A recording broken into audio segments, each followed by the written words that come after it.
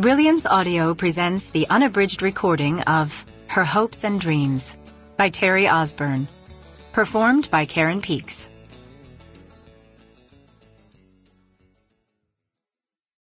Chapter 1.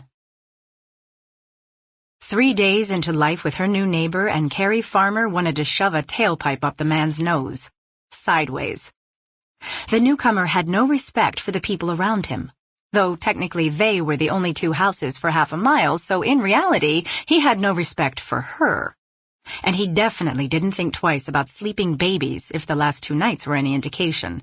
Enough was enough. "I can do this," she muttered, stepping through her side gate to cross onto his property. The farmhouse had sat vacant since Carrie moved in a year ago. She'd assumed the family who owned it would sell off the rest of the land, one plot at a time, in sizes similar to the one she'd purchased. Thanks to a small life insurance policy on her deceased husband, Carrie had been able to put a modest single-wide trailer on her lot, and she'd enjoyed blissful peace and quiet ever since.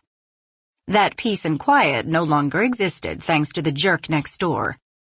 When she reached his porch, she fortified her resolve with several deep breaths. Confrontation made her nervous, for good reason. Seeking conflict wasn't Carrie's style, but this man had messed with her child, and that could not be ignored.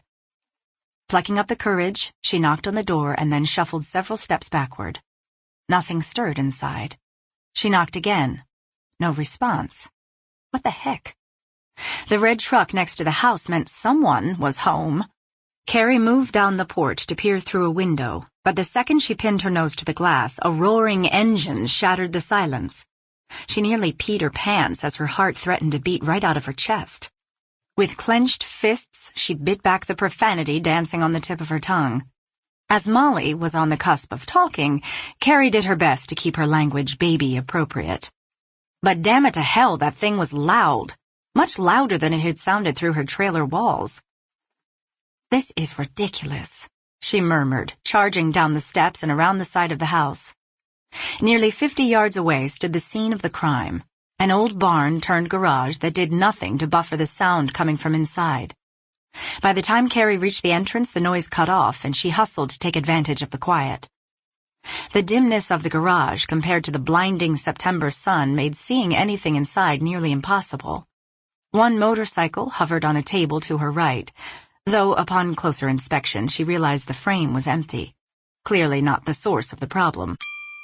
Sample complete. Ready to continue?